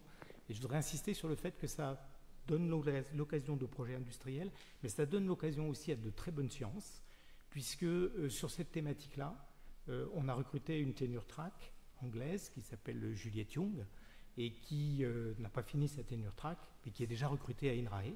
Et donc INRAE a rempli l'ensemble du cycle, c'est-à-dire de proposer un poste, de recruter une tenure track via l'ICIT, et finalement de candidater pour finir en DR localisé sur le site. La troisième thématique, c'est autour de alimentation et aliments. Alors derrière, hein, comme on en a déjà un peu parlé tout à l'heure, on voit bien qu'il y a les problèmes d'obésité qui vont traîner quelque part. Et une des particularités du site, c'est de traiter ça au travers des questions de goût et des questions de sensorialité. Et il vous sera donné un exemple tout à l'heure, des travaux qui sont menés par un autre tenure track qui autour des sensorialités, donc là sous un angle plutôt neurosciences.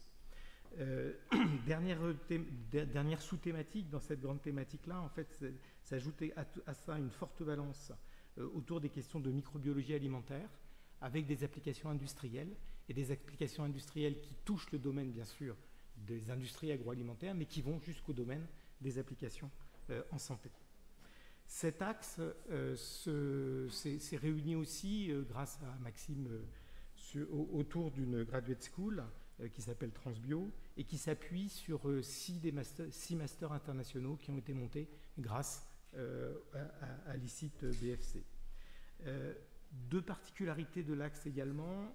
D'une part, c'est que c'est un axe qui porte et qui s'appuie sur plusieurs dispositifs de recherche à forte visibilité, dont un OSU, et puis 5 dispositifs qui s'inscrivent sur les feuilles de route d'infrastructures de recherche nationales et européennes. Et enfin, c'est un axe qui, parmi les différents instruments proposés par l'ICIT, s'est beaucoup appuyé plutôt sur les instruments de type fellowship, et notamment les coachs, et dans l'idée d'augmenter notre capacité de candidature à l'ERC. Et si je prends les 2 coachs, les 3 tenure track, les 2 juniors UBFC et le senior UBFC, c'est une capacité de 10 à 12 candidatures ERC dans les 2 prochaines années. J'ai dit candidature, je n'ai pas dit succès. Hein. Voilà. Je vous remercie. Merci Bertrand. Laissons la parole à Benoît Chal, qui est directeur de recherche au CNRS. Vous avez accueilli dans votre équipe un jeune chercheur talentueux, Fabrice Darmon, grâce au financement de l'ICIT Fellowship Junior International. Qu'apporte ce type d'outil d'accompagnement à l'équipe? Alors, l'accueil de Fabrice Darmon a été extrêmement important pour l'équipe parce qu'il a amené de nouvelles problématiques qui n'est pas fondée sur les sensorialités que nous étudions habituellement au Centre des sciences du goût. Alors, le Centre des sciences du goût, c'est un centre qui a été voulu et acté à Dijon par le CNRS, la région Bourgogne et l'industrie agroalimentaire. Et elle s'est illustrée depuis sa première accession au statut d'UMR en 2001 par des recherches sur la sensorialité autour de l'aliment et des comportements et de la physiologie qui régulent la prise alimentaire. Alors,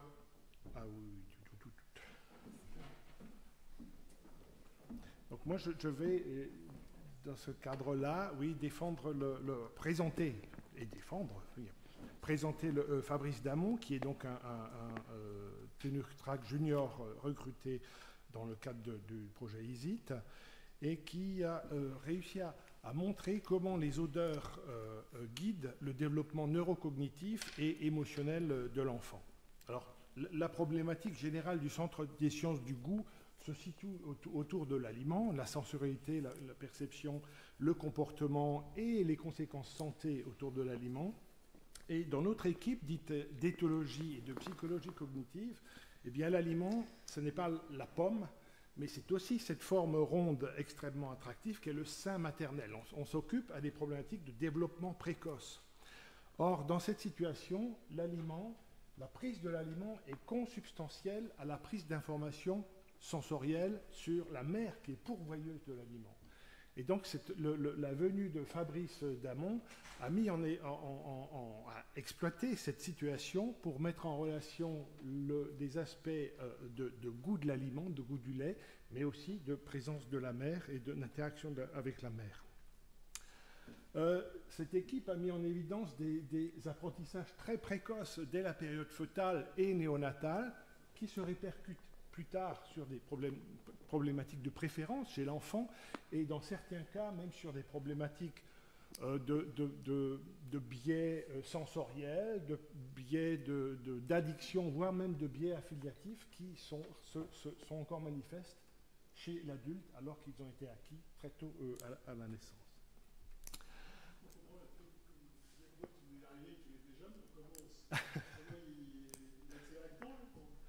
Non, ça c'est des travaux de l'équipe en général, et il s'insère dans ces travaux.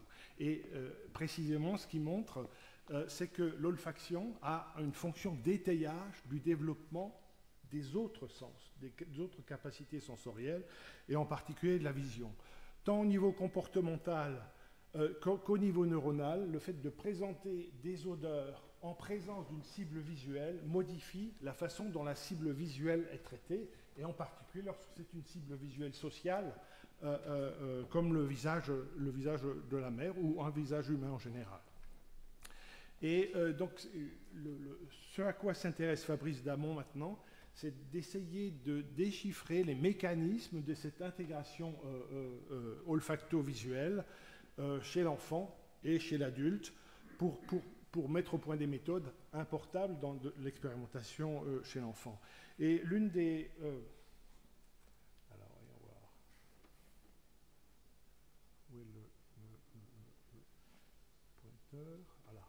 L'une des expériences qu'il a mis au point, c'est de présenter à des enfants des visages plus ou moins bruités, avec un bruitage, une quantité de signal minimum et un bruitage maximal versus un bruitage minimal, et essayer de voir comment les visages sont reconnus en fonction du bruitage, mais aussi en fonction de la présence ou de l'absence d'une odeur sociale.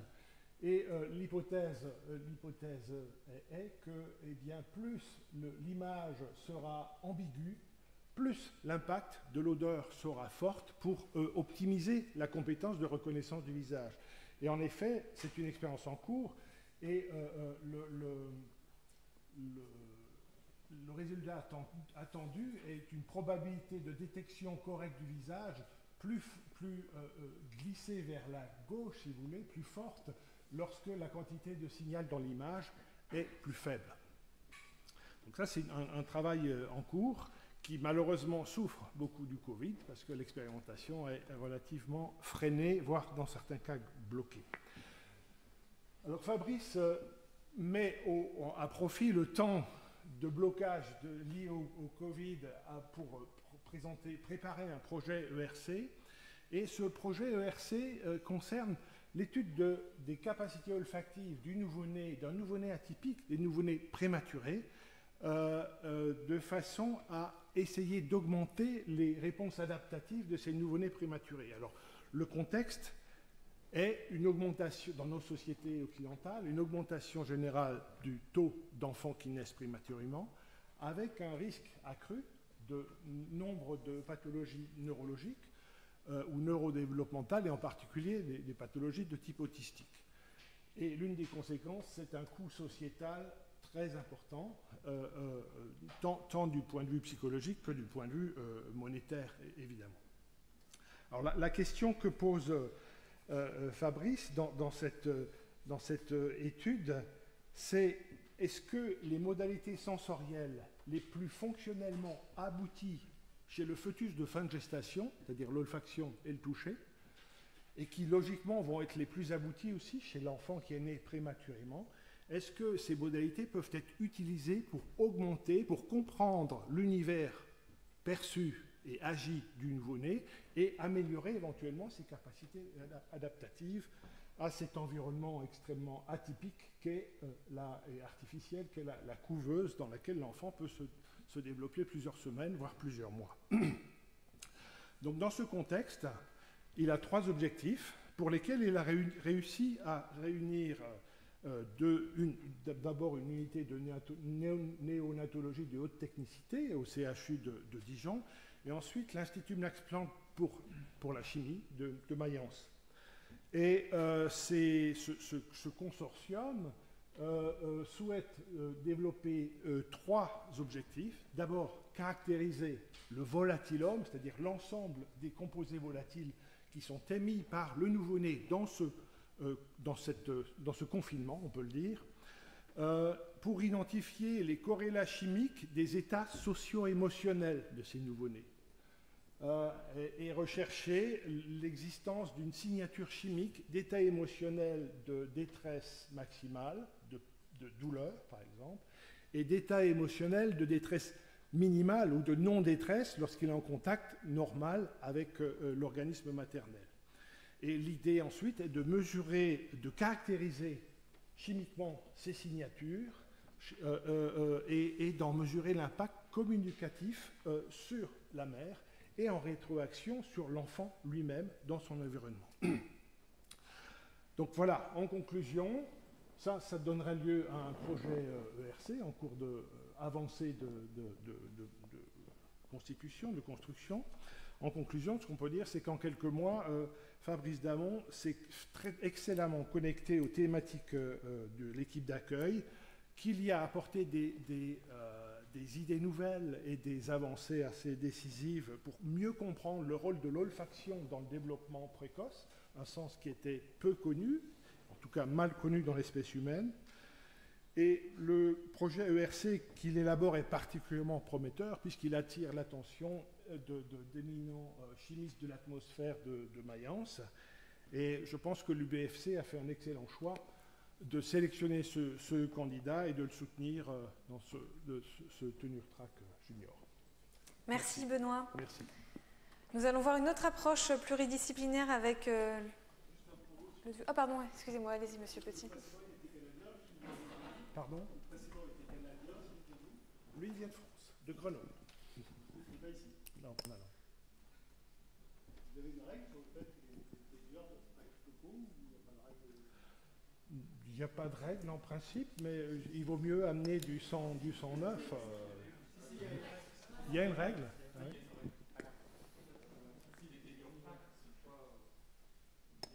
Ils viennent de l'extérieur, ok. Donc les tenure track, oui, viennent de l'extérieur. Je reprends si vous n'avez pas entendu du coup.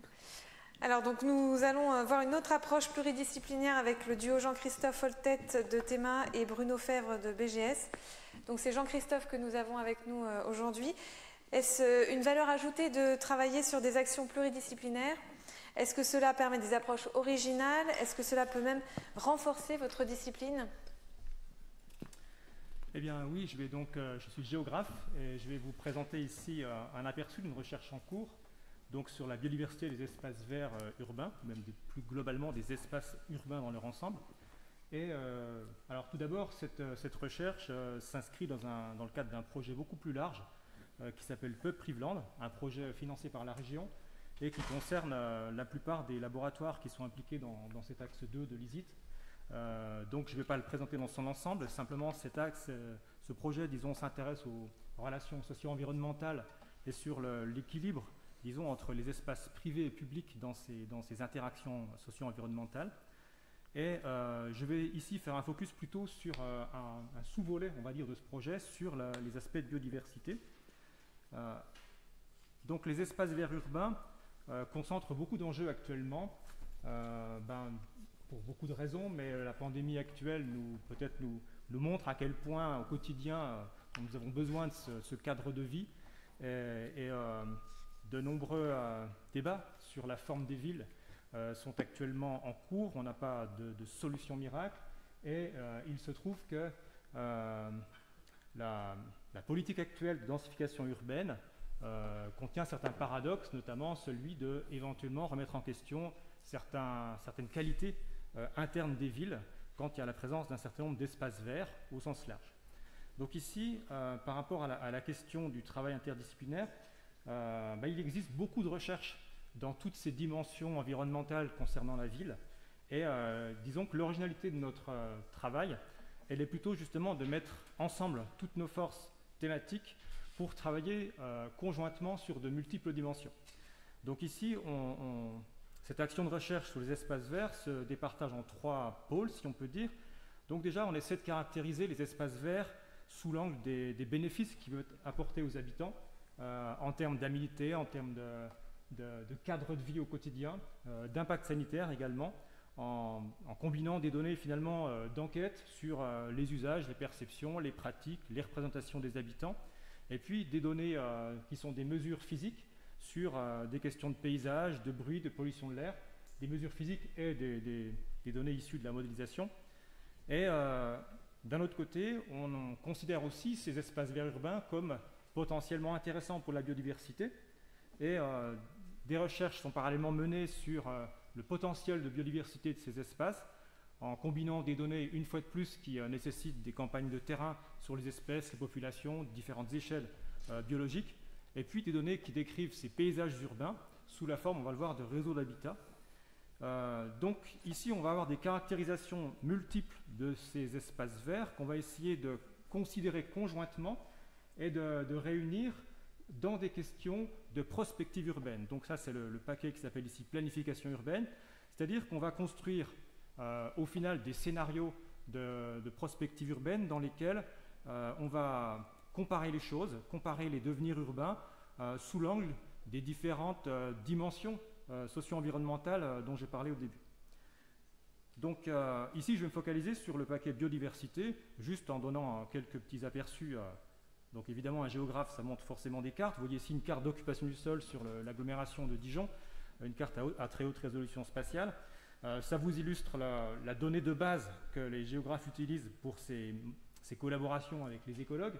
Et puis les petites photos ici, c'est juste une illustration pour illustrer justement les données de terrain manipulées par les écologues, qui peuvent être à différents niveaux de complexité, de la présence ou de l'abondance d'espèces, la richesse des communautés, des données de santé des individus, par exemple au niveau du parasitisme ou du taux de reproduction, des choses comme ça, ou des données plus complexes à acquérir comme la signature génétique des populations.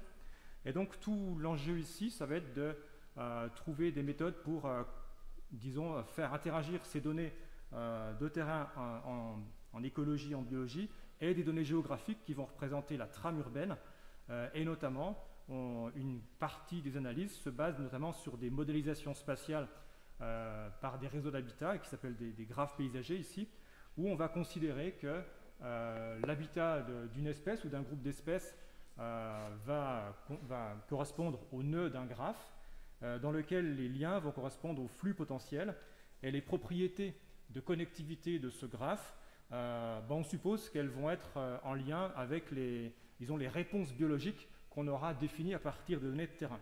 Et donc l'intérêt de ce genre de modèle spatial, c'est déjà de faire interagir les données et d'apporter de la connaissance sur le lien entre les structures paysagères et les processus biologiques, et puis d'être généralisable à tout l'espace de manière systématique et d'être finalement intégrable dans des questions plus générales d'aide à la décision en aménagement et en planification.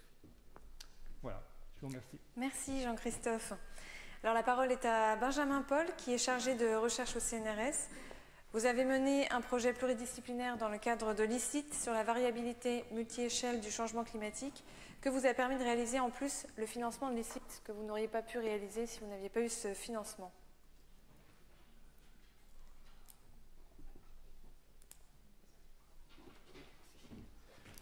Merci. Bonjour. Oui, j'ai vraiment prévu mon intervention dans ce sens-là, c'est-à-dire que le projet ICIT a été vraiment un point de départ et ensuite a eu un effet levier qui a été vraiment très intéressant. Autour de la question qui dicte beaucoup de mes recherches, qui est la variabilité et le changement du climat, mais avec une approche qui est vraiment qui se fait à l'échelle des territoires. Et comme le montrent les photos qui sont présentées ici, on va parler de différents territoires aujourd'hui. Une partie de l'exposé, ça sera sur l'Afrique australe, et une partie, ça sera sur le quart nord-est de la France métropolitaine. Sur l'Afrique australe, on s'est d'abord posé la question des relations qu'il y avait entre carbone et climat, parce qu'en fait, ces relations, elles peuvent aller dans les deux sens. Le carbone, il peut influencer le climat quand il est présent sous forme de gaz à effet de serre, CO2, dioxyde de carbone, CH4, le méthane, mais en retour, le climat peut avoir une influence sur le carbone quand il y a par exemple un événement climatique un peu particulier qui va venir mobiliser du carbone qui était stocké dans un des réservoirs. Et parmi ces réservoirs qui existent, les sols de la planète font partie des réservoirs les plus importants. Donc pour attaquer cette question-là, on a été en Afrique australe, dans les montagnes du Drakensberg, et on a déployé des instruments qui vont mesurer la quantité de carbone que le sol va perdre vers les rivières de l'Afrique du Sud. Donc c'est du carbone qui va être dissous dans l'eau. Et cet instrument, qui a été financé grâce à mon projet ICIT, a été déployé sur 2 bassins versants, qui sont très proches les uns des autres, qui sont à 2000 mètres d'altitude, de taille comparable, de sol comparable, de climat comparable, mais avec des modes de gestion qui sont différents. Il y a un des bassins versants qui est complètement protégé des incendies. Les incendies, ça fait vraiment partie du milieu naturel et des phénomènes naturels de la région. Et il y a un autre bassin versant pour lequel on fait un brûlis scientifique, c'est des incendies qui sont contrôlés, et on fait un brûlis de végétation tous les 2 ans. Donc là, vous avez l'image du brûlis qui a été réalisé tout récemment par les collègues d'Afrique du Sud. Et donc ensuite, à partir de ces mesures, on va regarder la manière dont les flux de carbone vont être sensibles aux modes de gestion et notamment aux pratiques de brûlis de végétation, qui encore une fois peuvent être naturelles, mais qui, d'une manière plus générale, peuvent également faire intervenir des pratiques agricoles différentes, avec beaucoup encore d'agriculture qui est pratiquée sur le brûlis. Tout ça, c'est bien beau. Alors là, les instruments sont déployés, on est content parce qu'ils commencent à nous envoyer les premières données, mais on peut les interpréter que si on a des données climatiques fiables à mettre au regard de ces flux de carbone. Les données climatiques fiables, ça peut être notamment les pluies. Et les pluies, c'est un vrai cauchemar pour tous les climatologues, notamment les pluies tropicales, parce que c'est très très dur à modéliser. Là, on a une carte qui nous montre un événement extrême de pluie. Vous voyez qu'il pleut 100-150 mm. Donc en gros, en 24 heures, il pleut à peu près la même quantité que ce qu'on peut avoir dans nos régions de métropole pendant 2 mois. C'est vraiment un événement extrême de pluie. Vu par un modèle global de climat, c'est pas super précis parce qu'il a une résolution de 60 km. Donc on ne peut pas avoir une vision de détail très très fin. On a du satellite, 30 km, c'est déjà un peu mieux. Au passage, on voit que le modèle de climat se plante un petit peu de la localisation des maxima de pluie. Donc on voit aussi qu'il y a des petites incertitudes par rapport à la connaissance qu'on a du champ de pluie. Et nous, on a donc fait aussi tourner notre propre modèle avec des résolutions qui sont meilleures, qui sont plus fines et qui sont vraiment adaptées aux détails de nos territoires. Et là, on peut avoir une vision qui va jusqu'à même une résolution de 2 km, intégralement résolue par le calcul. Et là, on peut vraiment avoir une vision beaucoup plus précise de la pluie qui va tomber sur notre région pour ensuite pouvoir comparer avec les flux de carbone. Ça, c'est uniquement possible parce qu'on a un bon calculateur qui est dans un bon data center. Et sans ça, sur notre outil de travail, on n'aurait jamais pu faire des modélisations aussi précises. Donc les résultats sur l'Afrique du Sud sont encore en cours. Et ce qui est intéressant, c'est que c'est beaucoup trop tôt pour voir toutes les retombées que va avoir mon projet ICIT pour répondre à la question. Par contre, ce qui est déjà possible de dire, c'est qu'il a eu un effet levier parce qu'il nous a permis de développer des méthodes et des questionnements qu'ensuite on a pu retranscrire sur nos territoires de France métropolitaine. Et on a notamment eu, dans le cadre du projet Pupprivelot dont parlait Jean-Christophe à l'instant, une action qui s'est faite sur le parc national des forêts de plaine, où on a pu travailler sur 2 parcelles contiguës. L'une est en gestion conventionnelle, avec taillis sous futaie, et l'autre est une réserve intégrale de l'ONF depuis au moins 60 ans. Et sur ces doubles parcelles, on a pu déployer encore une fois des instruments qui vont mesurer les flux de carbone, et cette fois-là, à l'interface entre le sol et l'atmosphère. Donc c'est pour mesurer la quantité de carbone que le sol peut perdre en direction de l'atmosphère sous forme de gaz et de gaz à effet de serre. Et donc là, encore une fois, les instruments sont déployés, cette fois-là grâce à des financements du projet régional Pupprivelot, et on va commencer à les analyser pour ensuite, à terme, comprendre dans quel sens peuvent aller ces relations à double sens entre carbone et climat. Et pour avoir une vision à la fois territoriale et fine et robuste du changement climatique sur nos régions, notre groupe, notre laboratoire s'insère dans l'initiative Cordex, qui est en gros une régionalisation du changement climatique produit par les modèles globaux du GIEC à l'échelle des territoires. De proche en proche, ça nous a amené à travailler sur la thématique des sécheresses estivales, parce que c'est notre grande crainte dans nos régions. Le changement climatique, dans une bonne partie de la métropole, et en particulier dans le quart nord-est, ça va être essentiellement à cause d'étés qui vont être très chauds et très secs, qui va nous impacter directement. Donc pour les forêts, ça peut être la question, ça peut être le devenir, la survie de nos forêts dans un climat qui change et qui change vite. Et en collaboration entre un laboratoire de Dijon, donc mon laboratoire de biogéosciences, et puis un laboratoire de Besançon, Chrono-Environnement, on a également décidé d'attaquer cette question des sécheresses estivales avec 2 exemples. Le premier, c'est la tourbière de Frasnes. C'est un site qui a été instrumenté depuis plus de 10 ans par les collègues de Chrono-Environnement. C'est en joignant les compétences des 2 laboratoires qu'on a pu essayer de regarder si ce site, qui est une zone humide aujourd'hui, va rester une zone humide en fin d'été, en fin de siècle, en gros.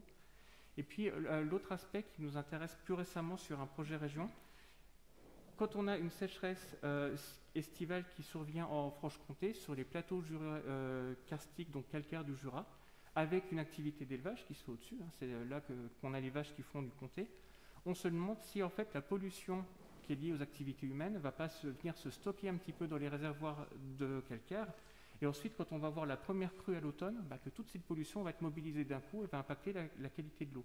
Et donc, encore une fois, on prend les compétences des différents laboratoires en climatologie, en hydrologie et puis également en sismologie pour suivre les crues à l'intérieur du calcaire pour essayer de comprendre un petit peu comment est-ce que tout ça va fonctionner à l'avenir. Je finis sur une image qui avait beaucoup marqué les esprits à l'époque. Là, c'était pris d'un journal suisse qui avait photographié le Doubs, ou plutôt l'absence de Doubs à la fin de l'été 2018. C'était un phénomène qui était à peine pensable de voir ce genre de choses en 2017. C'est devenu rarissime en 2018. Le rarissime s'est reproduit encore en 2019 et en 2020. Donc là, on a bien la preuve que le climat de nos régions est en train de changer et qui change vite. Et donc, qu'on est vraiment face à une thématique qui est, elle aussi, d'actualité. Il y a le Covid, mais il y a aussi une thématique majeure qui nous impacte tous de plus long terme, qui est celle du climat. Merci beaucoup. Merci, Benjamin. Alors, nous avons balayé donc, plusieurs outils de financement développés par l'ICIT. Dominique Grevet, est-ce qu'il y aurait d'autres succès de l'ICIT au plan investissement à venir? Est-ce que vous pouvez nous en dire un petit peu plus, qu'on aurait oublié peut-être? Oui, je vais parler peut-être de ce dont on a déjà parlé, c'est-à-dire les graduate schools. En fait, le projet SFRI, structuration de la formation par la recherche dans les initiatives, tout simplement parce que le fait de créer des graduate schools qui sont cohérentes avec les axes de l'ICIT, ça renforce la cohérence au niveau du site, et ça, c'est vraiment quelque chose de très bien. Et donc, j'espère qu'on sera à même de montrer dans quelques années que le site universitaire de Bourgogne-Franche-Comté est spécialisé dans l'adressage de 3-4 défis sociétaux majeurs. Et là, on aura gagné, je pense, en attractivité. Merci Dominique. Est-ce qu'il y a des questions dans le public? On a encore quelques minutes si vous voulez discuter, poser vos questions, c'est le moment.